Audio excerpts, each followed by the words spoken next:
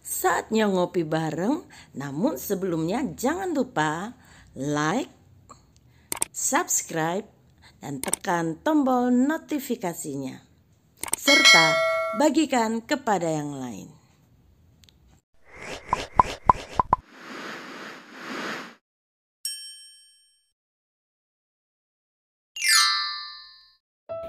Kisah di balik perjalanan Jawa Timur, Sumatera Utara.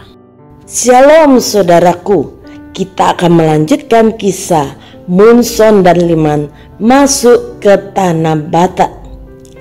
Pada tanggal 23 Juni 1834, Munson dan Liman serta rombongannya memulai perjalanan dan memasuki wilayah Tanah Batak di daerah Silindung.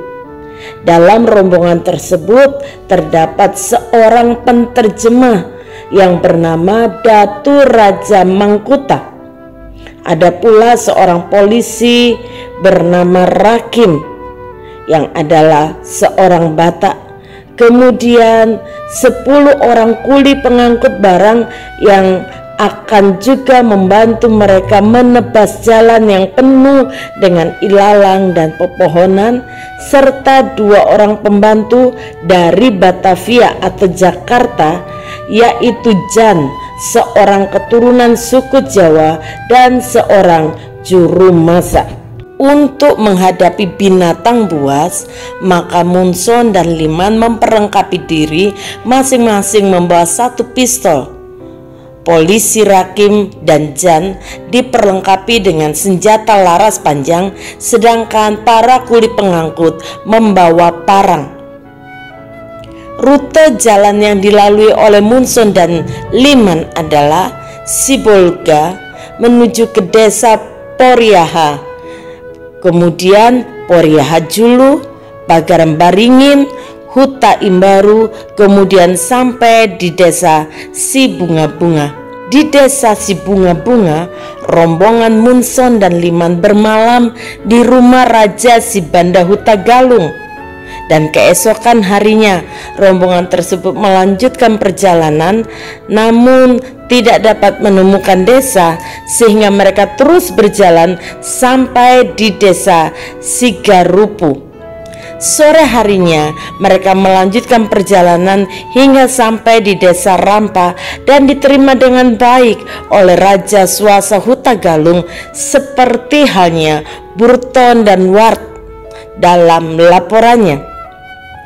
Munson dan Liman diterima dengan tangan terbuka, dan pembicaraan Liman dalam bahasa Melayu diterjemahkan oleh Datuk Raja Mangkuta ke dalam bahasa Batak.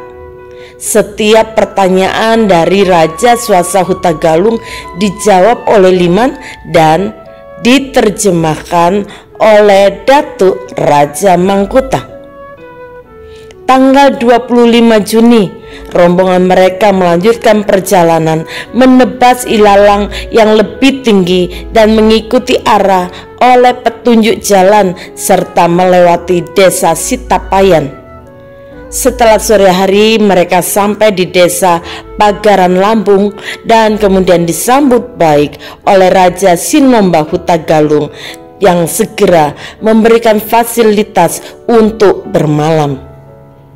Tanggal 26 Juni, rombongan Munson dan Liman melalui desa-desa Parbarungan, Parsingkaman, Sibalanga, Pagaran Pisang, dan sore harinya mereka tiba di Adian Koting dan disambut baik oleh Amani Busir Huta Barat. Sama halnya seperti raja-raja sebelumnya dan seperti laporan dari Ward, mereka disambut dengan baik dan dengan sopan, bahkan diberikan fasilitas untuk bermalam. Pada saat sebelum istirahat malam, rombongan duduk dan mengadakan pertemuan dengan Amani Busir Huta Barat dan penduduk desa Adian Koting. Liman dibantu juru bahasa Datuk Raja Mangkuta menjawab setiap pertanyaan dan dengan tekun menyimak informasi yang disampaikan serta selalu menyempatkan untuk memberitakan Injil. Yesaya 52 ayat yang ke-7. Betapa indahnya kelihatan dari puncak bukit-bukit kedatangan pembawa berita yang mengabarkan berita damai dan memberitakan kabar baik, yang mengabarkan berita selamat dan berkata kepada Sion, Tuhanmu itu Raja.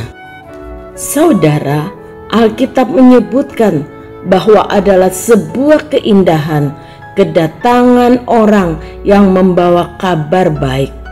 Mengapa?